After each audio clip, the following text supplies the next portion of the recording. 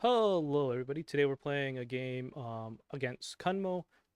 We are reviewing how it happened. Both opponents are approximately 2k MMR. We got a marksman specialist into what was that? A missile specialist. Um, I hate playing into missile specialist, especially when you don't have any high HP units to start off the board. Everything is missileable at the start here, and I come up with a unorthodox plan on the board here to start out the round. Maybe not unorthodox, but how do I want to put it? Unconventional. I do like playing aggressively in general, so I think I'm going to do that anyway. Opponent has a board that is very easy to just play in standard. I don't want to be playing into what my opponent thinks is comfortable for them, so I'm going to be putting some pressure on the board fairly early on. I couldn't decide how I wanted to do it. I didn't know if I wanted to put a Stormcaller really close to the front of the line here.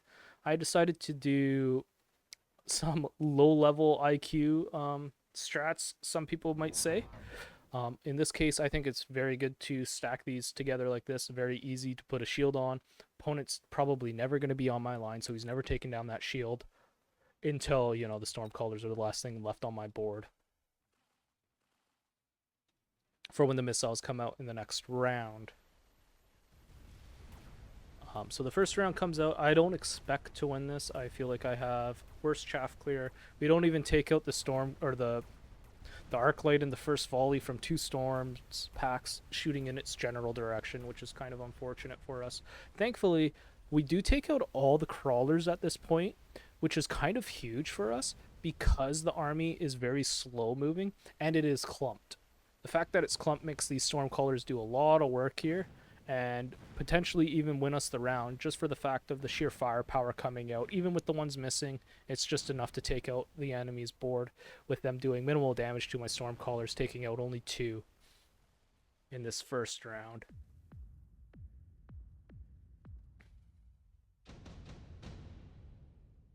We get a marksman drop. We're going to take the advanced shield here, just for the fact that we know missile strikes coming out, and we want to defend. We want a big beefy shield. That is, what is it for us? 60,000 now? 40%, 60, it's something like that. Might be a little more than 60. I wish there was a way to click to see exactly what it is. Somebody can do the math. 40,000 HP shield plus 40% on the advanced shield device. Opponent did take the subsidized Stormcaller. I think that's a very good choice here for our opponent. Just to counter my own Stormcallers, opponent does need to place at least 4 to get full value out of that card to get plus 50 back. If you place 3 down, you break even, and there's no point in even buying the card. If you buy 4, you get plus 50 gold, eco-wise. So if you're thinking about picking up those cards, think about you have to place 4 to actually have value from that card. Of course, you don't want to do it all in one go because, I mean, you can later on in the game, of course, do it all in one go. But very early on, your deploys are very important. But opponent does have missiles here. If you place this one a little bit further back, he probably catches some of these crawlers. Unfortunately, it does not happen for them. A little bit of inefficiency over here by my opponent. But I'm assuming we're going to have a somewhat similar outcome this round. And it looks like opponent has, with more crawlers, is going to get into under my bubble. Unfortunately, it looks like my opponent is dealing enough damage to probably take out the bubble before all my Stormcallers go down. And there it goes. Very unfortunate. Hopefully my Stormcallers can get another good volley off and kill the rest of, if not most of the sledges. And we don't quite get all of them. One more died, and that would have been great, I think. Actually, one more volley. Yeah, I mean, 2 of them like on a sliver of health. Very unfortunate for us. This unit drop here, I don't really like the Sabertooth, but I feel like it's probably the best option. I'm probably just going to sell, though. I don't have any use for it at the moment. There's no single targets for me to really shoot at. I do have a high-level marksman that's going to do the same job anyway. We end up going... we're thinking about Steel Ball. I don't know why I would be thinking about steel. Oh, I'm thinking about steel ball here because I think fort or a high level saber tooth just kind of destroys my board, and like I don't have the damage to get through it. That is the thought process on the elite recruit steel balls here. I'm just kind of blind guessing that he's going to go for a big tanky unit. Does not. Ends up going for the void eyes, which I think is a very smart play in a lot of ways. It's one of the few units in the unit drop that kind of counters everything else in the unit drop. I'm gonna probably end up selling this because of the void eyes. It's just not a good matchup in general to have on the board, especially with absorb. I do still one tap them though with the saber tooth, but again, it's hard. Opponent has 3 Stormcallers now officially.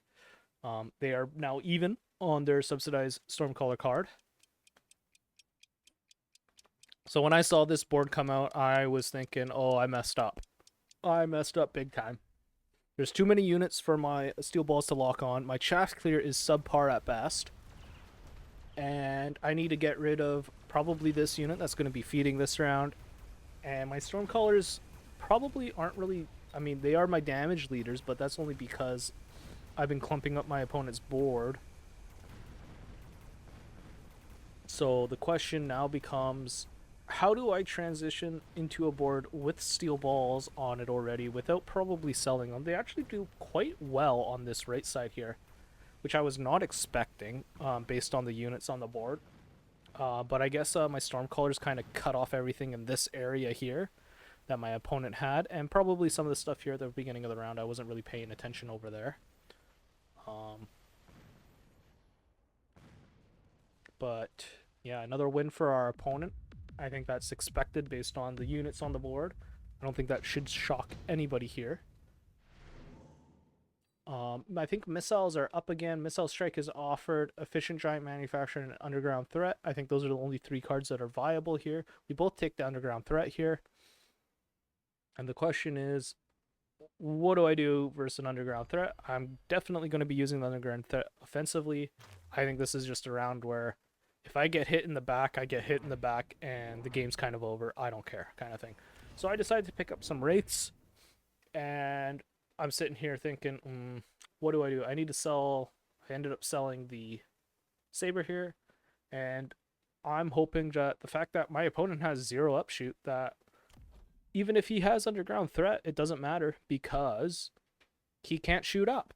So I'm sitting here thinking, okay, well, if I place 3 Wraiths, that's, 200 damage each.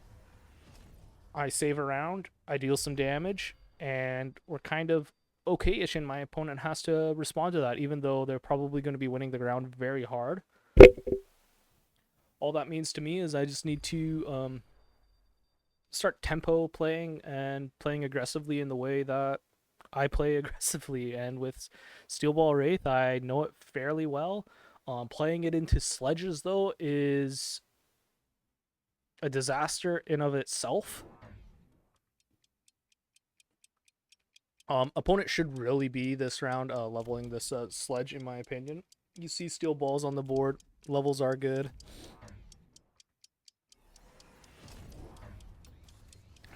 And they also are good against Wraith.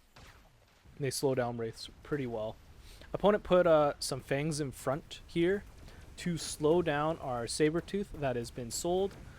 Both Underground Threats, opponent used theirs defensively. It's not going to do much because opponent has no upshoot, so it's just food for my Wraiths, which are going to get a bunch of XP. Sadly, my Underground Threat does not finish the tower because this ranged Arclight turns around as everything in front of it had died.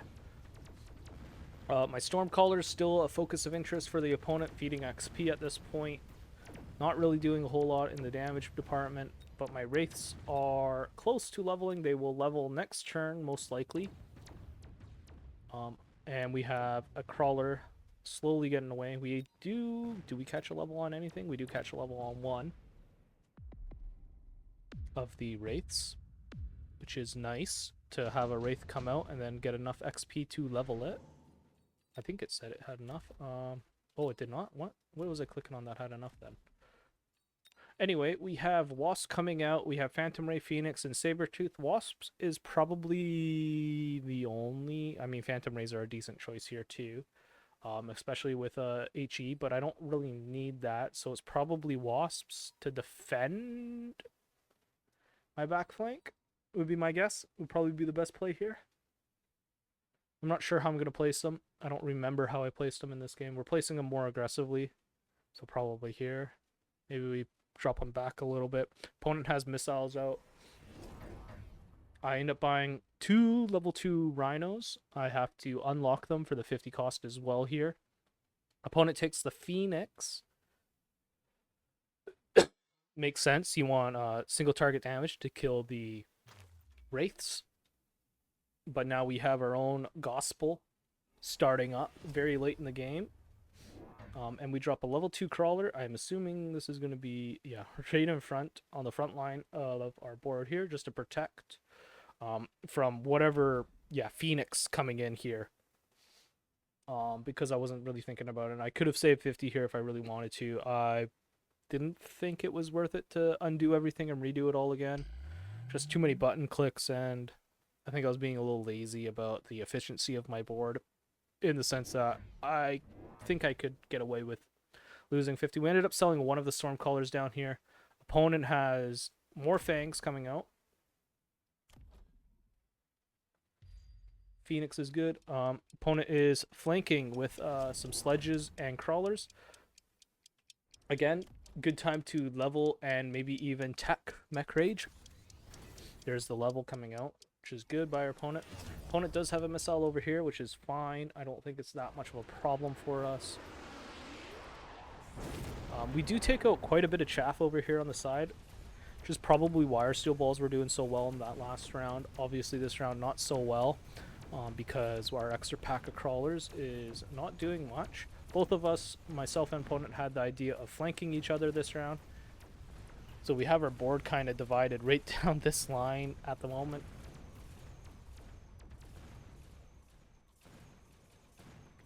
Almost becoming a crossfire by the end of the round. But it looks like probably these high-level Phoenixes will take the day. Unless, actually, I have a lot of Wasps there. And he doesn't have, I mean, he does have damage for the Rhino, but the Phoenix need to lock on in an appropriate amount of time. Oh, a big tower debuff here, but only one upshoot. I think my Wasp can take it. One of them is hitting.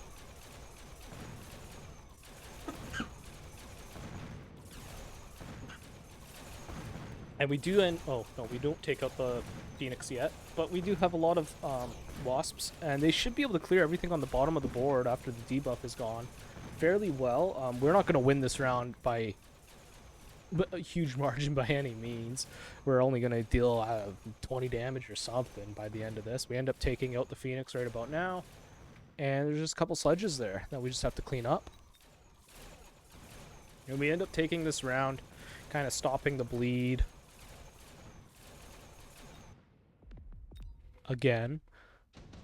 So again, it seems like high tempo, high HP is very good in the meta right now, or maybe it's just hard to defend at the moment with the unit drops and whatnot. A couple crawlers come out. We definitely need some crawlers along with our rhinos to help protect them a little bit. We take range. We ended up taking this enhancement module. Opponent took, I don't think opponent took anything there.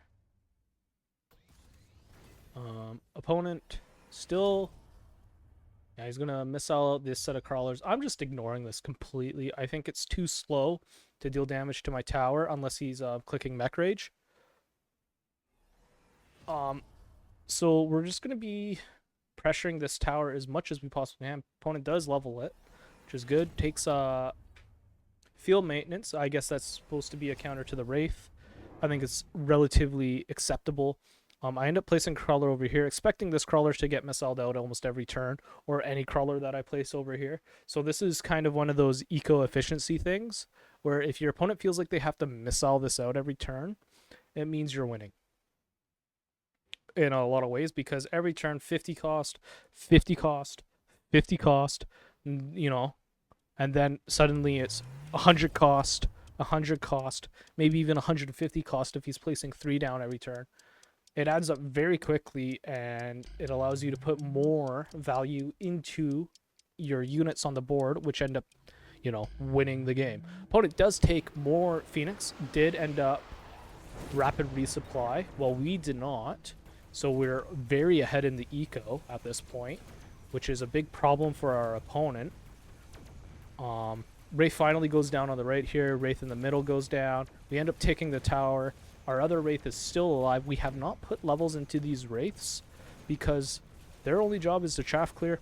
And honestly, I don't feel like feeding XP to birds at the moment.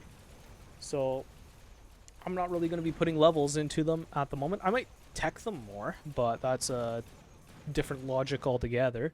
More chaff clear is always better on Wraith. Especially if we are not chaff clearing everything on the board. As you can see, there's lots of crawlers that have come from this back right area.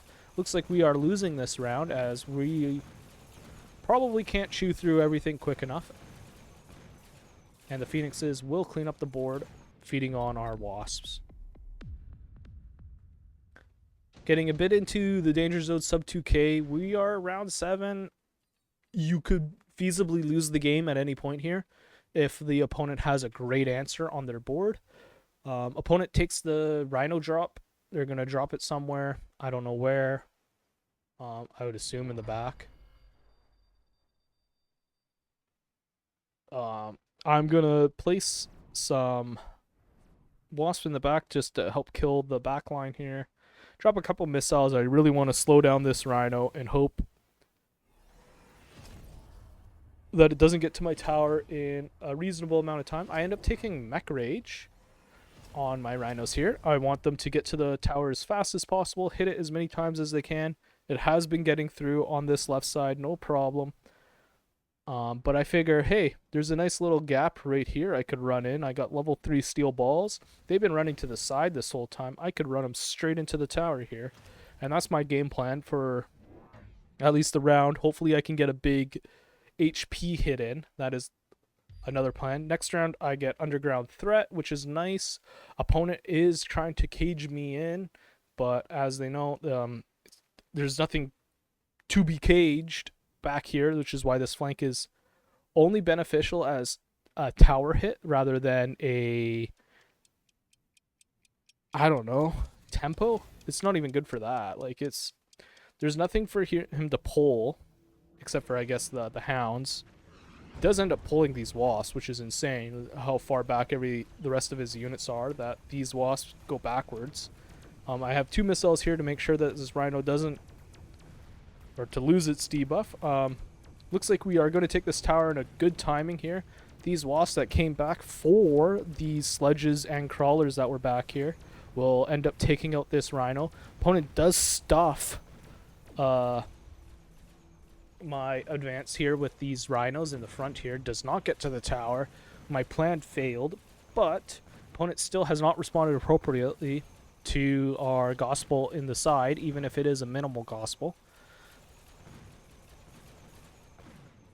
And it looks like with the Phoenixes going down, we are going to take another round win just due to air superiority.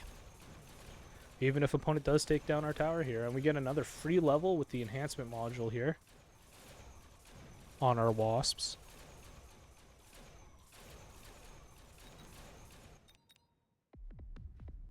Dealing a little bit of damage. Again, we're just tickling him every round so far. Very good defense at the moment. Very hard to play steel ball into sledges. We end up taking additional deploy on round 8. I think it's the only card there that I feel can add value to my board. Especially with Underground Threat coming this turn.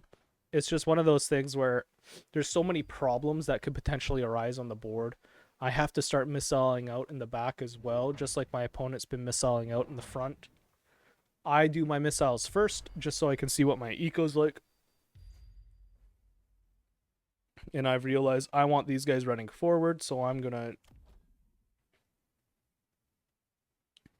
drop a wasp here. Opponent does missile over here on the improved firepower wasps that I got the other turn. And we're going to underground threat in the corner here, knowing that the only thing back here that's really going to pose any problems for us is the Phoenix, and this is the only other actual chaff clear on the board. I guess you can consider Sledge's chaff clear as well. I don't. We place another crawler on the line here as well, just so opponent has more things to missile out later on in the game, and we want to see what they decide to do to missile out. Opponent is now taking rhinos themselves. We'll see what their plan is with the rhinos here in a second. They have 8 seconds left on the clock. Do they get out what they need? They do. Lone again. They click boom rhinos, so they're going to be trying to just destroy whatever's in the front here. It should prove relatively effective this turn for them to do that. Not killing our steel balls, which is good there, but on the left side, it does take out our rhino and takes out both rhinos in the front on the right as well. So good value by opponent to take out some value on my board early rather than letting it do what it wants in the front. But it seems with the huge crawler force in the back, our steel balls and our wraith on the right actually being the only wraith to survive this round so far, which is kind of insane, into a level 5 Phoenix. Again, opponent had a great response, or a good response with the boom rhinos. But it appears that it looks like we can win this round just barely, but again, it's kind of a wash round. We're just tickling our opponent at this point if we do win, and same with our opponent if they do win. More value for the defender typically in these scenarios, I would say, just for the fact that they get XP on units that they're probably just placing, like those Mustangs with range. Lots of options here. I think the only thing that's even worthwhile picking is the Sandworm for myself. Opponent could maybe pick the Marksman. I don't think is very good. I don't think any of these are good in this game particularly, so it would be a sell for the most part. I take the 2 Sandworms. I tech them because I figure, hey, I could probably just drop them right here, run them at a tower or something, and if they die, they die, and they'll summon more units, and it'll be fine. We place the bubbles here for the simple fact that if the rhino stays outside the bubble and it explodes, only the bubble takes damage, and that's a sacrifice I'm willing to make for my units. We decide to rush to tower on this side with the rhino. We want to make sure we're getting there. Opponent decides to missile out in the back here. I can't really predict which pack that he is going to missile out, but him missiling out in the back corner here is much more preferable for me than him missiling out the wasps with items. Obviously they did no damage last round being missiled out. I am clicking armor on my rhinos.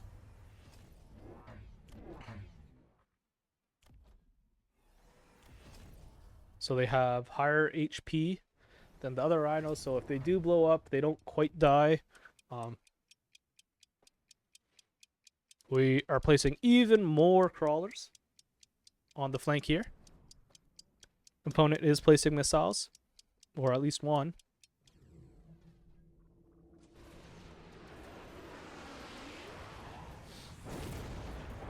So with the rhinos in the back here, I don't have to worry about that missile flank as much.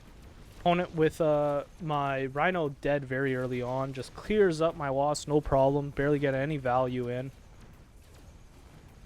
But my steel balls are actually surviving on this right side now, and with the tower debuff coming in on the left, we are going to clean up this right side of the board fairly quickly with this Wraithen never dying on the right side now, becoming a huge problem on the flank here. Opponent hasn't placed anything to like properly solve the board, and we actually do some good damage this round, taking our opponent to sub 1000 HP.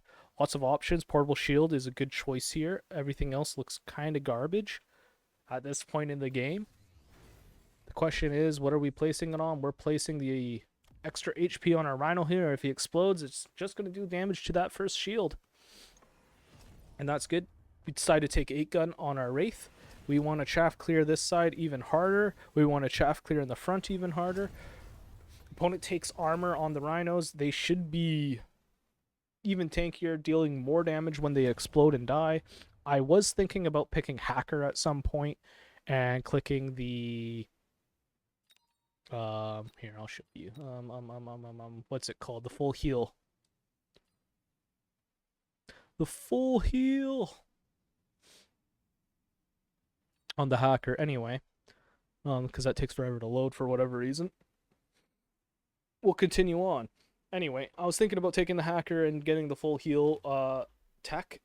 Now would be a good time for it, especially on the right side with the steel balls. Just it's free rhino, right? I end up selling the worm in the top left. I take photon myself for my rhinos.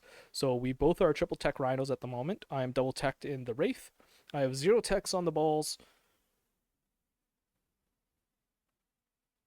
And I think with the outcome of the last round, if my opponent doesn't have a good response to the right side of the board here, I think we're doing well. Opponent triple recruits rhinos here. I'm thinking about just sending it this way, but I'm like, I don't really want him running out of the bubble if I'm just punching this guy anyway. I decide to send the worm in. Maybe I don't want to do that. Maybe it's this guy again. Yeah. So here, opponent's going to get my steel balls here, no problem. Which is unfortunate. 2 rhinos coming in that I have to deal with on the left here. My rhinos survive in the middle here with the photon. Or, not the middle, on the right side. Protecting my steel balls. And with the tower debuff, this 1 HP steel ball ends up getting the rhino and dies for it. Sacrifice for the win of the game. And just overwhelming power and force with the rhinos here with the photon coating, along with the steel balls supporting them, killing the other rhinos. We're able to take this win. The biggest problem on our opponent's board is the lack of chaff clear on the right side here. It just, with the degen beam, he's just so slowed down from doing anything, and he just never really appropriately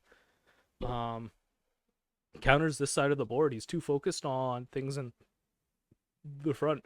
And when you're dealing with stuff in the front and on the sides, the plan is always kill the stuff in the back as efficiently as you possibly can, so you're pushing up the board, and then you start focusing on delaying. You have the delay with the 2 rhinos, right?